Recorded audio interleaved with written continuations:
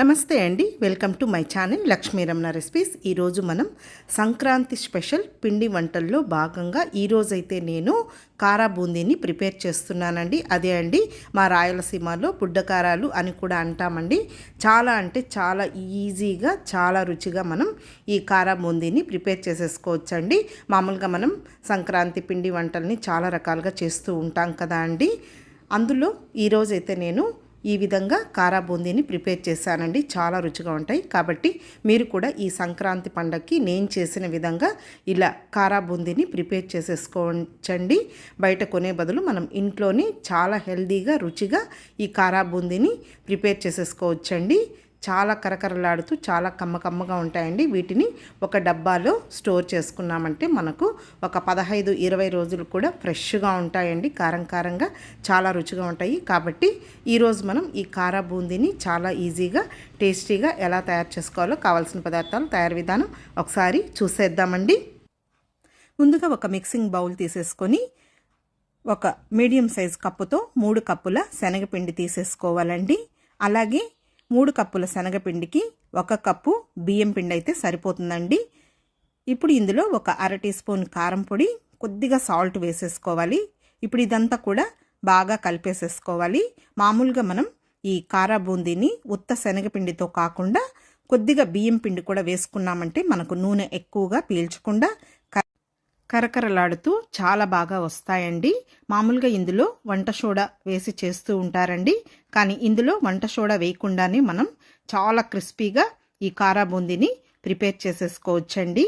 ఇందులో నీళ్ళు అనేది ఒకేసారి వేయకుండా కొద్ది కొద్దిగా వేసుకుంటూ మనం దోశ పిండిని ఎలా అయితే కలుపుకుంటామో ఆ విధంగా కలిపేసేసుకోవాలండి. ఇక్కడైతే నేను మామూలు చల్ల నీళ్ళే వేశాను. ఇంక ఇందులో ఏమి వేడి నూనె కానీ అవన్నీ ఏం అవసరం లేదండి.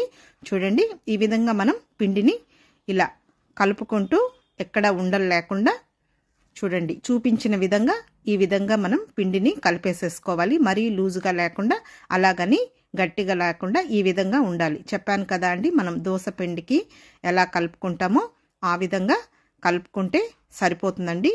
ఇప్పుడు ముందుగా స్టవ్ వెలిగించుకొని ప్యాన్ పెట్టేసుకోవాలి. ఇందులో ఫ్రై చేసేసుకోవడానికి ఆయిల్ వేసుకోవాలండి. ఆయిల్ కూడా మరీ ఎక్కువేం అవసరం లేదు. మళ్ళీ చాలకొస్తే మళ్ళీ మనం వేసేసుకోవచ్చండి. ఇప్పుడు ఈ కారా బూందీని చేసుకోవడానికి చూడండి ఈ విధంగా హోల్స్ ఉన్న గరిట ఉంటుందండి. ఆ గరిటెని యూస్ చేసుకొని మనం ఈ కారా బూందీని ప్రిపేర్ చేసేసుకోవాలి. అయితే నూనె మాత్రం బాగా వేడెక్కాలండి. వేడెక్కిన తర్వాత మనం ఈ కారా బూందీని వేసుకునే ముందు ఫ్లేమ్ని తగ్గించేసేసుకోవాలి. పిండి కూడా మరీ ఎక్కువ లేకుండా ఒక గరిటెడు పిండి వేసేసుకొని చూడండి ఈ విధంగా మనం చేసేసుకోవాలండి. కావాలంటే గరిటెతో కూడా అలా తట్టుతూ వేసామంటే కూడా మనకు ఆ కారా బూందీ అనేది రౌండ్ రౌండ్గా వస్తుంది. మరీ ఎక్కువ వేసామంటే మనకు ముద్దలు ముద్దలుగా పడిపోతుందండి. ఫ్లేమ్ ఎక్కువ పెట్టేసామంటే మనకు త్వరగా కలర్ వచ్చేస్తాయండి. కాబట్టి నూనె బాగా వేడెక్కిన తర్వాత అప్పుడు మనం ఫ్లేమ్ని తగ్గించుకొని ఇలా కలుపుకుంటూ మంచి కలర్ వచ్చే వరకు ఫ్రై చేసేసుకోవాలి. మనం ఉత్త శనగపిండి వేసామంటే అంత టేస్ట్ ఉండదండి. ఆయిల్ కూడా ఎక్కువ పీల్చేస్తుంది. తర్వాత కొద్దిగా మెత్తగా కూడా అనిపిస్తాయి. సో అందుకని మనం కొంచెం బియ్యం పిండి వేసుకుంటే చాలా బాగా వస్తాయండి. చూడండి మంచి కలర్లో వచ్చాయి. ఇప్పుడు మనం వీటిని స్ట్రెయిన్ చేసేసుకొని ఒక స్ట్రెయినర్లో వేసేసుకోవాలండి. చూడండి ఎంత బాగా వచ్చాయో. ఇప్పుడు ఒక బౌల్లోకి వేసేసుకోవాలి. ఇప్పుడు మళ్ళీ నూనె బాగా వేడెక్కాలండి. రెండవసారి వేసేటప్పుడు వేడెక్కిన తర్వాత ఇంతకు ముందులాగే అండి మనం ఫ్లేమ్ని తగ్గించుకొని మళ్ళీ ఇదే విధంగా చూడండి ఈ విధంగా గరిటెతో తట్టినా కూడా మనకు బాగా వస్తాయండి. అంటే మనకు అవి ఎంతవరకు వేగగలుగుతాయో అంత పిండిని వేసేసుకుంటే సరిపోతుందండి. ఒక గరిటె కానీ లేదు 1.5 గరిటె అయినా కూడా మనకు సరిపోతుందండి. దాన్ని బట్టి మనం ఈ కారా బూందీని వేసేసుకోవాలి. ఇలా మంటని హై ఫ్లేమ్కి మీడియం ఫ్లేమ్కి అడ్జస్ట్ చేసుకుంటూ మనం వేసిన వెంటనే చూడండి ఈ విధంగా ఒక్కొక్కసారి అలా ముద్దలు ముద్దలుగా పడినప్పుడు అలా గరిటెతో మనం కలిపేసుకున్నామంటే అవి విడిపోతాయండి. చూడండి ఈ విధంగా మనం మంచి కలర్ వచ్చే వరకు ఫ్రై చేసేసుకోవాలి. మరి ఎక్కువ మాడినా కూడా అంత బాగుండదండి. మనకు కరెక్ట్గా ఈ కలర్లో వచ్చే వరకు ఫ్రై చేసేసుకోవాలి. ఇప్పుడు నేను ఈ కారా బూందీ అంతా కూడా ప్రిపేర్ చేసి పెట్టేశానండి. ఇంకా ఆ మిగిలిన ఆయిల్లో పల్లీలండి. ఈ కారా బూందీలో మనకు పల్లీలు ఎంత ఎక్కువగా వేసుకుంటే టేస్ట్ అనేది అంత బాగుంటుంది. ఇక్కడ నేను ఒక మీడియం సైజ్ కప్పు పల్లీలు వేసానండి. ఈ పల్లీలని హై ఫ్లేమ్లో కాకుండా మీడియం ఫ్లేమ్లో ఇలా కలుపుకుంటూ ఒక 3 నిమిషాలు మంచి కలర్ వచ్చే వరకు ఫ్రై చేసేసుకోవాలండి. పల్లీలు కూడా మనం జాగ్రత్తగా ఫ్రై చేసేసుకోవాలి. మరీ ఎక్కువ మాడినా కూడా టేస్ట్ బాగుండదండి, చేదని అనిపిస్తుంది.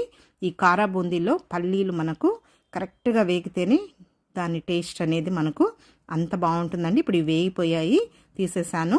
తర్వాత మెయిన్ ఇందులో కొంచెం పచ్చి కరివేపాకండి, కొద్దిగా ఎక్కువగా వేసుకుంటే బాగుంటుంది. వేసిన వెంటనే పైన పడకుండా ఈ విధంగా మూత పెట్టేసుకోవాలి. చూడండి, ఇప్పుడు ఇది వేగిపోయిందనమాట కరివేపాకు. ఈ కారా బూందీలో పల్లీలు అలాగే కరివేపాకు కొద్దిగా వెల్లుల్లి వేసుకుంటే టేస్ట్ అనేది సూపర్గా ఉంటుందండి.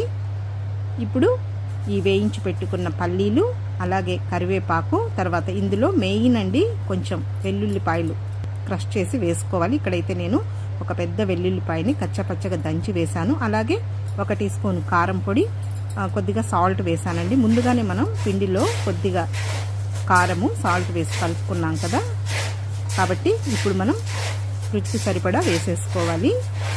నేను వెల్లుల్లి అయితే ఫ్రై చేయనండి, అలాగే పచ్చిదే దంచి వేసేస్తాను. ఆ వెల్లుల్లి ఫ్లేవర్ అలాగే వేస్తే టేస్ట్ అనేది అంత బాగుంటుందండి. ఇప్పుడు ఇదంతా కూడా బాగా కలిపేసేసుకోవాలి. అంతే అండి, చూసారు కదా కారా బూందీని నేను ఎలా ప్రిపేర్ చేశానో. కాబట్టి చూసారు కదా అండి, మీరు కూడా ఈ సంక్రాంతి పండగకి నేను చేసిన విధంగా ఇలా కారా బూందీని ప్రిపేర్ చేసేసుకోండి. చాలా అంటే చాలా కరకరలాడుతూ చాలా కమ్మగా ఉంటాయండి. చూసారు కదా, చాలా ఈజీగా నేను ఎలా చేశాను. ఓకే అండి, ఈ వీడియో మీకు నచ్చితే లైక్ చేయండి, షేర్ చేయండి. కొత్తగా చూస్తున్నవారు మన ఛానల్ని తప్పకుండా సబ్స్క్రైబ్ చేసుకొని ఇంకొక వీడియోతో మళ్ళీ కలుద్దాం. నమస్తే అండి.